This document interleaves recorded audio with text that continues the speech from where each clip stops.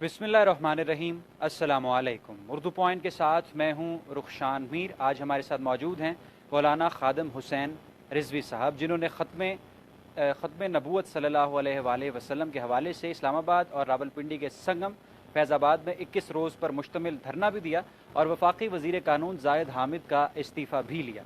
आज हम इनसे बात करेंगे, बहुत से मौज़ूआत हैं, मगर सबसे पहले बात होगी तहरीक लब्बैक या रसूलुल्लाह पर नहीं, बल्कि तहरीक लब्बैक पाकिस्तान पर। वो सियासी जमात जिसकी बुनियाद मौलाना खादिम हुसैन रिजवी साहब ने अगस्त 2015 में रखी और उससे दो कैंडिडेट, एक ने हल्का NA 120 से शेख अजहर रिजवी साहब ने 7130 वोट हासिल किए और उसके बाद पेशावर के हल्का 4 से भी उन्होंने इंतखाबात में हिस्सा लिया। इसी तहरीक लब्बैक पाकिस्तान के एक रहनुमा ने। आज मौलाना खादम हुसैन रिजवी साहब से सबसे पहले तो बात करते हैं तहरीक लब्बैक पाकिस्तान के हवाले से। ये वो सियासी जमात है जिसकी बुनियाद इन्होंने अगस्त 2015 में रखी। इस्लामिस्ट पॉलिटिकल पार्टी है। तो बहुत शुक्रिया मौलाना साहब, सबसे पहले तो आपने अपना कीमती वक्त हमें दिया। ये सियासी जमात का ख्याल कैसे आया आपको, और ये सियासी जमात अब 2018 में किस तरह से काम करेगी? जी, बिस्मिल्लाहिर्रहमानिर्रहीम। सलातु वस्सलामु अलैका या सय्यदी या रसूलल्लाह व अला आलिका व अस्हाबिका या खातमुन नबिय्यीन। इस्लाम जो है वैसे भी सियासी मज़हब है, और ख़्याल तो ये तो पैदा होते ही हर मुसलमान सियासी भी है और मजहबी भी है, बल्कि इस्लाम के अंदर जुदा हो दीन सियासत से तो रह जाती है चंगेज़ी। जलाल बादशाही हो या जमहूरी तमाशा, इकबाल कलंदर लाहौरी। अगर जुदा हो दीन सियासत से, अगर जुदा हो जाए दीन सियासत से तो चंगेज़ी रह जाती है, फिर वो शोर कंपनी ही रह जाती हैं, फिर वो चोर ही वज़ीर आज़म बनते हैं, फिर चोर ही पार्लियामेंट के अंदर बैठ कर ख़त्म नबूवत पर डाका डालते हैं, फिर वो चोर ही असम्बलियों के अंदर बैठ कर मुहाफ़िज़ नामूस रिसालत को कातिल कहते हैं, और जो दुश्मन रसूल हो उसको फिर हीरो करार दिया जाता है। जब जुदा हो दीन सियासत से तो फिर मस्जिदों के स्पीकर भी उतर जाते हैं और एक तरफ अजान देने की इजाज़त बाकी रह जाती है। जब जुदा हो दीन सियासत से तो उस वक़्त फिर मुसलमानों के हुक्मरानों के बयान भाई मिर्ज़ाई बन जाते हैं। हाँ, ये बात इसलिए मेरे नज़दीक इस्लाम और सियासत एक ही चीज़ है, इसमें कोई जुदाई नहीं। इसलिए आपने अपनी सियासी जमात की बुनियाद रखी। 2018 के इंतखाबात में क्या लाया अमल होगा आपका तहरीक लब्बैक पाकिस्तान? इंशाअल्लाह ये नज़रियाती इलेक्शन लड़ा जाएगा।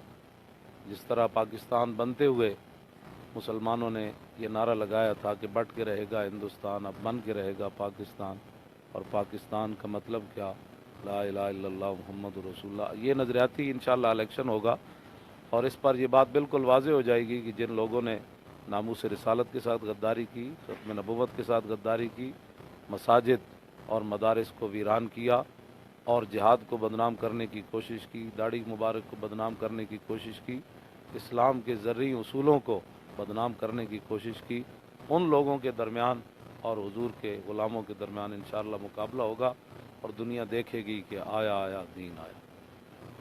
अच्छा खादम हुसैन रिजवी साहब, अगर हुकूमत आती है इस जमात की या मेजॉरिटी ये लेती है पार्लियामेंट में, तो क्या हुकूमती तरीका क्या होगा? एक तो अफ़गानिस्तान में जिस तरह से अफ़गान तालिबान की हुकूमत है, वो भी मुकम्मल शरीयत की बात करते हैं, जो अफ़गान एमिरेट्स अपने आप को कहते हैं। आपका तरीक़ाकार क्या होगा? कैसे गवर्निंग बॉडीज़ होंगी? और ये नबी अलैहिस्सलातु वस्सलाम ने ख़ुद भी हुकूमत फरमाई 10 साल, फिर सिद्दीक़ अकबर ने भी 2.25 साल हुकूमत फरमाई, तो उसके बाद फ़ारूक आज़म ने भी 10 साल हुकूमत फरमाई, 12 साल सैयदना उस्मान गनी ने फरमाई, फिर 6 साल के करीब मौला अली ने, और फिर 6 माह जो है इमाम हसन मुजतबा ने, फिर 20 साल हज़रत अमीर माविया ने, फिर उसके बाद उमर बिन अब्दुल अज़ीज़ से लेकर बहादुर शाह ज़फ़र तक मुसलमानों की हुकूमत बड़ी आला तरीन अक़दार पर मुश्तमिल हुकूमतें रही है। लेकिन ये बेहतर है कि इन शेरों को सिखा दे रमे आहू, बाकी न रहे शेर की शेरी का फसाना। करते हैं ग़ुलामों को ग़ुलामी पे रज़ामंद और तावील मसाइल को बनाते हैं बहाना। इकबाल बात न कर यहाँ इल्म खुदी की, मौजू नहीं मकतब के लिए ऐसे मकालात। इकबाल ने कहा सरवरी दर दीन माँ खिदमत गरियास्त। इस्लाम के अंदर कोई लंबे चौड़े वो बड़ी बातें नहीं है। इकबाल कहता है इस्लाम में हुकूमत का तस्वर सिर्फ इतना ही है, सरवरी दर दीन माँ खिदमत गरियास्त, कि रसूलुल्लाह की उम्मत की खिदमत करना है, अदल फ़ारूकी व फ़क्र हैदरियास्त, जिसके अंदर अदल फ़ारूकी की झलक हो और मौला कायनात के फ़क्र जो है वहाँ यहाँ हो। इस चीज़ का नाम इस्लामी है। اور لبرلزم، مخلوط تعلیم، ایجوکیشن سسٹم، یونیورسٹیاں، میڈیا، یہ ختم ہو جائے؟ ختم نہیں ہوگا، ان کو اسلام کے پیچھے لگائیں گے نا، کہ ہم اسلام، ان کو کہیں بھائی اسلام رہبر اور رہنما ہے، اسے آپ اپنے رہنما اصول جو ہے وہ لیں اور اپنے کام چلائیں۔ بند کوئی بھی چیز نہیں ہوگی، بند کیسے ہوگی؟ ان کو اسلام کے تابع کیا جائے گا۔ جیسے نبی علیہ الصلوۃ والسلام تشریف لائے تو کیا لوگوں کی شادی بیاہ بند ہو گئے، نکاح بند ہو گئے، تجارتیں بند ہو گئی، بین الاقوامی تعلقات ختم ہو گئے، اور سب کچھ ہی ہوا، لیکن وہ اسلام کے تابع ہوا۔ علامہ خادم حسین رضوی صاحب، آپ نے کچھ دن قبل ایک اور ٹیلی ویژن کو انٹرویو دیا اور اس میں آپ نے کہا کہ کچھ آپ کے جو لوگ وہاں پر مظاہرین تھے فیض آباد میں، ابھی تک وہ لاپتہ ہیں، نہ ان کے نام کی ایف آئی آرز درج ہیں اور نہ ان کا کچھ پتہ چل رہا ہے، تو پتہ چلا ان کا؟ جی، وہ ان میں سے ایک رہ گئے ہیں، باقی تو مل گئے سارے، تو انشاءاللہ وہ بھی مل جائیں گے۔ اب یہ جو رانا ثناء اللہ صاحب کے استعفے کی بات ہو رہی ہے اور سیالوی صاحب کو کل 5 ممبر، 2 ممبر قومی اسمبلی، 3 صوبائی اسمبلی اور 30 چیئرمینوں کے استعفے بھی انہوں نے جمع کر لی کہ رانا ثناء اللہ کا استعفیٰ نہیں آئے گا تو ہم کام نہیں کریں گے۔ اب آپ جو ہیں، آپ رانا ثناء اللہ صاحب کے بارے میں کیا رائے اور موقف رکھتے ہیں؟ جی، یہ سیالوی صاحب سے ان کا جو معاملہ چل رہا ہے، سیالوی صاحب سے ہی سوال کیا جا سکتا ہے۔ تو ہمارے جو معاہدہ کے مطابق وہ بے گناہ یا بے قصور ہیں؟ نہیں بے گناہ نہیں ہے، وہ جو اس نے جو باتیں کی ہے اس کا جواب دے، جس طرح سیالوی صاحب فرما رہے ہیں اس کا جواب مفتیوں کے سامنے دے، آ کر اپنی وضاحت کرے۔ اس میں کون سی پردے والی بات ہے کہ جو جس سے جرم ہوا ہے اس جرم کا بتائے کہ مجھ سے یہ جرم ہوا، میں نے غلطی سے کیا ہے یا جان بوجھ کر کیا ہے، یا میں کسی کا حامی ہوں یا نہیں ہوں، یہ وہ پوچھ رہے ہیں تو ان کا جواب دینا چاہیے۔ مجھ سے آپ سوال کر رہے ہیں تو میں جواب دے رہا ہوں، تو ہر بندہ جو ہے وہ اس کو جواب دینا چاہیے جو اس سے غلطی ہوئی ہے۔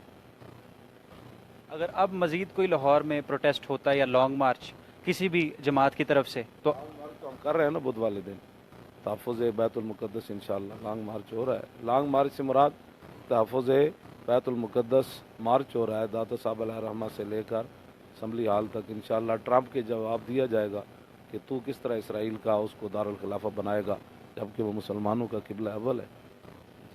یروشلم کے حوالے سے آپ نے خود ہی بات کی، اس پہ چھوٹا سا آپ بھی کمنٹ کر دیجئے، آپ اس کی بیت المقدس کی کیا حیثیت دیکھتے ہیں؟ اور جو تھنک ٹینکس ہیں مغربی وہ کہتے ہیں 2 نیشن سلیوشن، کہ ایک طرف اسرائیل ایک طرف فلسطین، ویسٹ اور ایسٹ یروشلم کو تقسیم کر دیا جائے، آدھا اسرائیل رکھ لے اور آدھا فلسطین، آدھا جو فلسطین کے پاس ہو اس میں مسجد اقصیٰ ہو۔ آپ ایک بطور ایک عالم دین کیا حیثیت سمجھتے ہیں اس بات؟ نہیں، بطور عالم دین نہیں، بحیثیت میں ایک مسلمان اور بحیثیت ایک مسلمانوں کے عالم ہونے کے، کسی قسم کا اسرائیل کا اس بیت المقدس کے شہر سے یروشلم سے کوئی تعلق نہیں ہے۔ یہ سب سے پہلے فاروق اعظم نے اس کو فتح فرمایا، پھر جو ہے وہ 92 سال ان کے قبضے میں رہا، تو 581 ہجری کے اندر حضرت صلاح الدین ایوبی نے اس کو فتح جو ہے وہ فرمایا، اور پھر 8 دن اس کی صفائی کے اندر لگوائے اور تمام ان کا گند جو ہے وہ باہر نکالا، ان کی صلیبیں، ان کی جتنے بھی گند تھا، اور پھر آپ نے جو ہے وہ تقریباً 8 شعبان کو 581 ہجری کے اندر 8 شعبان کو پہلا جمعہ ہوا حضرت صلاح الدین ایوبی کی موجودگی میں، اور حضرت محی الدین بن زکریہ پہلے وہ خطیب ہے جنہوں نے خطبے کے ابتدا کے اندر ہی فرمایا الحمدللہ معز الاسلام بنصری و مذل الشرک بکاری، فرمایا اس رب کی بہت بہت خوبیاں ہیں کہ جس نے اپنی مدد سے آج اسلام کو عزت دی اور مشرکین کو اپنے کار و غضب سے ذلیل اور خوار فرما دیا۔ تو 92 سال کے بعد تو پھر 1948 میں پھر انہوں نے بدماشی کی ہے، اس کے بعد انشاءاللہ صلاح الدین ایوبی کا پھر منتظر ہے بیت المقدس۔ بیت المقدس اصل میں پورے شہر کا نام ہے جس کو یروشلم کہتے ہیں، اور بیت المقدس جو ہے وہ مسجد اقصیٰ کا نام ہے۔ سبحان الذی اسریٰ بعبدہ لیلا من المسجد الحرام الی المسجد الاقصیٰ، قرآن نے اس کو مسجد اقصیٰ کا، ویسے بیت المقدس کہتے ہیں۔ تو انشاءاللہ یہ پھر مسلمانوں کے قبضے میں آئے گا۔ یہود اور نصارہ اور جتنے بھی کفر کے سرغنے ہیں اور ان کے بڑے بڑے شیاطین ہیں، صنادید ہیں، ان کی کسی بات کا اعتبار نہیں ہے، مسلمانوں کا قبلہ اول ہے۔ اور 17 یا 16 مہینے ہجرت کے بعد بھی نبی علیہ الصلوۃ والسلام نے اس کی طرف منہ کر کے نماز پڑھی ہے، یہ مسلمانوں کا ہے، وہ شہر بھی مسلمانوں کا ہے، ان کا کوئی عمل دخل نہیں ہے، یہ سب یہود و نصارہ کی سازشیں ہیں۔ اور انشاءاللہ مستدرج الکافرین بمکری، جو صلاح الدین ایوبی کے دور میں خطبہ پڑھا گیا نا جمعہ کا، اس کے اندر خطیب صاحب نے کہا کہ اللہ رب العالمین نے اپنی خفیہ تدبیروں کے ذریعے کفر کا مکر جو ہے اس کو پاش پاش کر دیا۔ یہ ٹرمپ اور اس کے یاروں کا مکر بھی اس کی خفیہ تدبیروں سے انشاءاللہ پاش پاش ہوگا۔ مولانا صاحب، آپ نے جس طرح سے فرمایا کہ بیت المقدس مسجد اقصیٰ کو کہتے ہیں اور بیت المقدس یہ پورا شہر یروشلم ہے، اچھا آپ کی نظر میں کون سی مسلم دنیا، کون سا مسلم ملک اس وقت سنسیئر ہے مسلمانوں کے ساتھ؟ ہم دیکھتے ہیں سعودیہ کے ٹرمپ سے بڑے اچھے تعلقات ہیں، طیب اردگان بیان تو دیتے ہیں مگر ڈیلز بھی کرتے ہیں ان کے ساتھ، اسرائیل کے ساتھ ان کی ڈیل ہوئی ہے 1.84 ملین کی بسز کی، اور سعودیہ کے ساتھ بھی سارے معاملات آپ کے سامنے، پاکستانی لیڈرشپ کے آپ خود ناقد ہیں، تو مسلم دنیا میں کون سا ملک اس وقت صحیح طرح سے سٹینڈ لے رہا ہے؟ سٹینڈ تو کوئی بھی نہیں لے رہا، یہود و نصارہ کی ایجنٹیاں کر رہے ہیں۔ یہ جو نہ تھا خوب بتدریج وہ خوب ہوا، کہ غلامی میں بدل جاتا ہے قوموں کا ضمیر، اور از غلامی دل بمیرت در بدن، از غلامی روح گردت بار تن، از غلامی ذوف پیری در شباب، از غلامی شیر غاب افغندہ ناب۔ یہ غلام، اقبال کہتا ہے یہ غلام ہیں جن کے جوان بھی بوڑھے نظر آتے ہیں اور ان کے شیروں کے دانت جو ہے وہ ٹوٹ چکے ہیں، لیکن انشاءاللہ نکل کر صحرا سے جس نے روما کی سلطنت کو الٹ دیا تھا، اقبال کہتے ہیں کہ جس نے 2 سپر پاوریں پاؤں کے نیچے جو ہے وہ روند ڈالی تھی، یعنی اسلام، نکل کر صحرا سے جس نے روما کی سلطنت کو الٹ دیا تھا، اقبال کہتے ہیں سنا ہے یہ قدسیوں سے میں نے کہ وہ شیر پھر ہوشیار ہوگا۔ جن حکمرانوں پر یا ان جو ہے یا مسلمانوں کی جو نمائندگی کر رہے ہیں، ان پر انحصار نہیں ہے بیت المقدس کی فتح کا۔ انشاءاللہ اللہ رب العالمین اپنی خفیہ تدبیروں اور اسلام اپنی پاور سے ان کو پھر پاش کرے گا، اور پھر وہاں ایک دن اذان جب ہوگی نا بیت المقدس میں، تو جس طرح قادت القلوب و تطیر من الفرح، صلاح الدین ایوبی کے زمانے میں جب اذانیں ہوئی نا تو حافظ نے لکھا کہ قریب تھا کہ مسلمانوں کی روحیں بھی خوشی سے پرواز کر جاتی۔ وہ وقت آئے گا اذانیں پھر وہاں ایسی گونجے گی، اور اللہ رب العالمین اپنے دین کا خود محافظ ہے، وہ پیدا کر دے گا۔ ان پر انحصار نہیں ہے، ان غلاموں کا یہ مسلک ہے جن لوگوں کی آپ نے باتیں کی ہیں، ان غلاموں کا یہ مسلک ہے کہ ناقص ہے کتاب، سکھاتی نہیں مسلمان کو غلامی کے آداب۔ قرآن تو کہتا ہے یا ایھا الذین آمنوا لا تتخذوا اليہود والنصارى اولیاء بعضهم اولیاء بعض، کہ یہود و نصارہ کو یار نہیں بنانا، ایک دوسرے کے یار ضرور ہے لیکن تمہارے ومن یتولہم منکم فانہ منہم، اور جس نے بھی، یہ قرآن کی نص ہے، اس پر قیامت تک کوئی بندہ اس پر دوسری رائے نہیں دے سکتا، کہ جس نے بھی یہود و نصارہ کو یار بنایا، ومن یتولہم آگے کیے فانہ منکم، کہ جس نے بھی تم میں سے ان کو یار بنایا وہ انہی میں سے ہے۔ تو واللہ لا یہدی القوم الظالمین، اور اللہ تعالیٰ ظالم قوم کو کبھی ہدایت نہیں دیتا۔ یہ ہمارے بس میں تو نہیں ہے کہ ان کے دل مروڑ لیے جائیں اور یہ پھر اسلام کی بات کرے۔ اللہ تعالیٰ فرماتا ہے جو یہ دونوں ساروں کو یار بناتا ہے اللہ تعالیٰ ان کو ہدایت نہیں دیتا۔ پھر اللہ ایسی قوم کو تو لائے گا نا کہ جو ان کو یار بھی نہیں بنائے گا، اور پھر بیت المقدس بھی آزاد ہو جائے گا۔ بالکل آپ نے درست کہا، اللہ تعالیٰ فرماتا ہے کہ یہود و نصارہ کو دوست مت بناؤ، مگر اللہ تعالیٰ فرماتا ہے کہ اللہ کی رسی کو مضبوطی سے تھامے رکھو اور تفرقے میں مت پڑو۔ ہم مسلمان آپس میں فرقوں سے نکل کر ایک دوسرے کے دوست اور بھائی حقیقی طور پر کیسے بن سکتے ہیں؟ آپ مولانا طارق جمیل صاحب اور جتنے بھی، ان کا تو میں نے نام لے لیا، جتنے بھی سیکٹ سے تعلق رکھنے والے بڑے اسکالرز ہیں آپ کی طرح نامور، وہ کیسے ہم آہنگی پیدا کر سکتے ہیں اور ایک ہو سکتے ہیں؟ بتائیں نا، ختم نبوت کے مسئلے میں ہماری کسی نے مخالفت کی ہے؟ کسی نے بھی نہیں کی ہے۔ تو کوئی یہ جو گھر کے اندر بھی 2 بھائیوں کے اختلاف ہو جاتے ہیں، یہ اختلاف یہ ایسے نہیں ہے کہ جو بیت المقدس کے راستے میں رکاوٹ بن جائے۔ ہاں، یہ ایسے جھوٹ لوگ ایسے بولتے رہتے ہیں جی تفرق کا یہ معنی ہے، یہ نہیں ہے کہ مسلمان کی رائے جو ہے ایک دوسرے کے خلاف بھی نہیں ہونی چاہیے، بالکل بھیڑ بکریوں کی طرح سوچنا بھی بند کر دیں۔ سوچ اور فکر تو مسلمانوں کی ہے نا، اور اس میں اختلاف جو ہے 2 بھائیوں کے بھی ہو جاتے ہیں، 4 اماموں کے بھی اختلاف ہوئے، امام احمد بن حنبل کے، امام شافعی کے، امام مالک کے اور امام اعظم ابو حنیفہ کے، لیکن وہ چاروں کے چاروں ایسے ہیں۔ اختلاف، یہ اختلاف ہونا، یہ تو حضور نے خود فرمایا میری امت میں اختلاف رحمت ہے، لیکن جب تک وہ گردنیں کاٹنے کی طرف نہ آئیں اور جناب وہ دوسرے معاملات یہود و نصارہ کی ایجنٹیاں کر کے مسلمانوں میں تفرقے نہ کریں، تو یہ تو کوئی مسئلہ نہیں۔ آپ بتائیں ہائی کورٹ کے اندر پاکستان کا آئین اتنا سارا ہے، تو ہائی کورٹ میں ایک وکیل ادھر کھڑا ہو جاتا ہے، ایک ادھر، ایک جو ہے مشرق کی طرف چل پڑتا ہے، تو وہاں کبھی کسی نے کہا کہ دونوں کو متفق ہونا چاہیے؟ تشریح میں تو اختلاف ہو جاتا ہے نا، تو یہ کیسے ہو سکتا ہے کہ مولوی خادم ایک تشریح کرے تو اس کے ساتھ ہی ساری دنیا متفق ہو جائے؟ ان کی تشریح جدا ہو سکتی ہے، جس طرح آئین کی تشریح کرتے ہوئے کبھی کسی نے کہا کہ سارے وکیلوں کو ایسے ہو جانا چاہیے؟ تو پھر یہ کیا بات ہوئی کہ سارے قرآن پڑھنے والوں کی رائے ایک ہی ہونی چاہیے؟ رائے کا اختلاف تو ہونا چاہیے، اس میں کیا مسئلہ ہے؟ اس میں تو رحمت ہے۔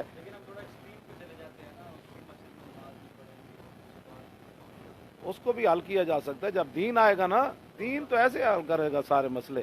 دین پھر پوچھے گا نا کہ وہ جو 60 لاکھ ایک وہ کیا کہتے ہیں اینکر تنخواہ کس بات کی لے رہا ہے؟ ایک آدمی کو روٹی بھی نہیں کھانے کی مل رہی، وہ 60 لاکھ صرف باتوں سے ہاں جی تو وہ کس بات کا لے رہے ہیں جس سے حضور نے پناہ مانگی ہے؟ حضور نے فرمایا، حضرت عمر فرماتے تھے کہ ہمیں رسول اللہ ڈرایا کرتے تھے علیم اللسان بندے سے، کہ میں اپنی امت کو ڈراتا ہوں ایسے لوگوں سے کہ جو زبانی چلاکی ایسے کریں گے تو میری امت کو پھسلاتے رہیں گے۔ ہاں یہ بیٹھ کر سارے بات کریں نا ہم سے، ہماری باتیں جو کہتے ہیں آپ پیسے کہاں سے لیتے ہیں؟ بھائی آپ بڑھ بڑھ کے پیسے اتنے لیتے ہیں، یہ بڑھ بڑی کرتے ہیں، کون سا قرآن و حدیث آپ قوم کو بتاتے ہیں؟ کون سی آپ کی تقریریں سن کر؟ میری تو تقریریں سن کر یورپ کے وہ نوجوان جو کلبوں میں جاتے تھے پوری پوری داڑیاں رکھ لی اور پورے پورے قرآن کے حافظ بن گئے، ماں باپ کے نافرمان فرما بردار بن گئے، لاکھوں لوگ تو میری تقریریں سن کر یورپ میں بھی غیر محرم عورتوں کو نہیں دیکھتے۔ ان میں سے مجھے یہ بتائے جو بک بک یہ کرتے ہیں سارے، تو ہم بھی تو نوکری کسی کی کر رہے ہیں کہ نہیں؟ ہمیں بھی تنخواہ دیتے ہیں، وہ مالک دے رہے ہیں، وہاں بھی انہوں نے دیا، یہاں بھی دے رہے ہیں، تو پھر تنخواہ کا فرق تو ہے نا۔ پھر ہم سے تو نہ پوچھے نا کون دیتا ہے، دینے کو منہ چاہیے۔ ہاں جی میں نے کبھی بھی نہیں، میری تنخواہ تو مسجد سے ہے وہ 15,000 ہے، پتہ ہے آپ؟ اس مسجد میں 15,000 تنخواہ دیتے ہیں جمعہ پڑھانے۔ نہیں 15، وہ 30 تو پیر مکی کی تھی نا، آج میں اوقاف کا تھا، یہاں 15,000، ابھی بھی میری تنخواہ 15,000 ہے۔ ماشاءاللہ آپ نے اینکر کو نکال کے وہ جو دکھائی ہے تب سے میرے وہ مریدین اور جو محبت کرنے والے ہیں تو وہ تو یہ ابھی بھی پتہ نہیں واس کاٹ کے کپڑے، اور میرے ابھی کپڑے انہوں نے اتنے خوبصورت لائے ہیں، واس کاٹ بھی لائی ہے، تو اب میں ان کو کیا کہوں بھائی نہ لاؤ؟ جب رب دیتا ہے تو پھر میں کیسے انکار کروں گا نہیں لینے؟ ایک آدمی کہتا ہے جی یہ ₹1,00,000 جو ہے آپ اپنے خرچ کریں، تو میں نے اس کو خرچ کہاں کرتا ہوں؟ آپ سب جانتے ہیں، حضور کے دین پر ہی کرتا ہوں۔ بہت خوبصورت مولانا نے ایک بات فرمائی کہ ہمارا جو آپس میں سیکٹس میں اس طرح اختلاف ہے جس طرح سے دو بھائیوں میں ہوتا ہے۔ آخری سوال ان سے کروں گا اور پھر آپ کا شکریہ ادا کریں گے، آپ نے اپنا قیمتی وقت دیا۔ اگر آپ کو کسی سیاسی جماعت کے ساتھ الحاق کا موقع ملے پاکستان میں تو کس کی طرف مائل ہوں گے؟ P T I, Peoples Party, Noon League کے ساتھ تو میرا نہیں خیال ہوں گے۔ نہیں ان سب سے میں پہلے، ہم تو اسلام کے تابع ہیں نا، ان سب سے پوچھیں گے، عمران سے بھی پوچھیں گے، اور یہ بھائی آپ کا یہ کہ مذہب سیاست سے جدا ہے یا علیحدہ ہے، یا آپ مذہب کو کیا سمجھتے ہیں دین اسلام کو؟ اسی طرح یہ زرداری جو ہے ایسے بھی پوچھیں گے، کم از کم نماز تو سنائے نا، اس کے بعد دعائے قنوت سنائے، دعائے نماز جنازہ سنائے، اور اس کے بعد نمازیں کتنی ہیں، نمازوں کے فرض کتنے ہیں، واجبات کتنے ہیں، سنتیں کتنی ہیں، اور آپ نے زندگی میں نماز عید پڑھی ہے تو اس کا نیت ہی آپ سنا دیں کم از کم۔ یہ بنیادی چیزیں تو ہم ان سے پوچھیں گے نا، ایسے تھوڑے ان کو بات کریں گے۔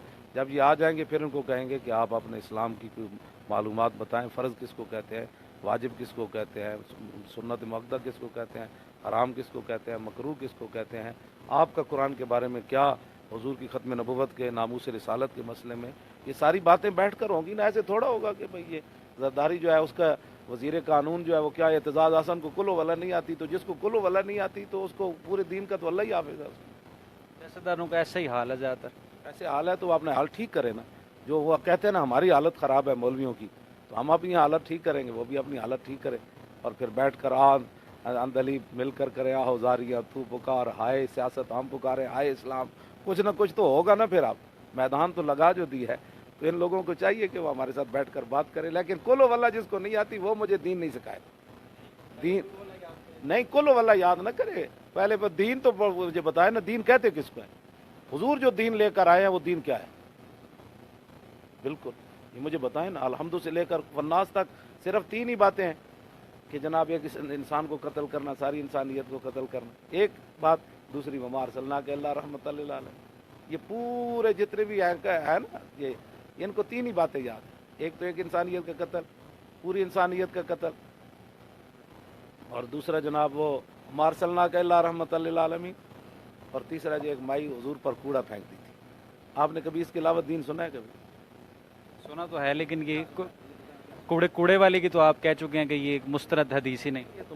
یہ تو موضوع حدیث ہے، اس کا تعلق جو صحابہ حضور کی طرف ایسے ہاتھ نہیں کرنے دیتے تھے، وہ دیکھتے رہتے تھے مائی کب آئے گی کوڑا پھینک۔ جو رب اپنے حبیب کے جسم اقدس پر مکھی بیٹھنے کی جو ہے وہ اجازت نہیں ہے، جو رب اپنے صحابہ کو کہتا ہے کہ میرے حبیب کے سامنے اونچی آواز نہیں کرنی، کیا اس رب نے بھی اپنے حبیب کی شان میں کوئی نازل کی ہے یہ مائی کوڑا کرکٹ پھینکنے حضور پر آنے؟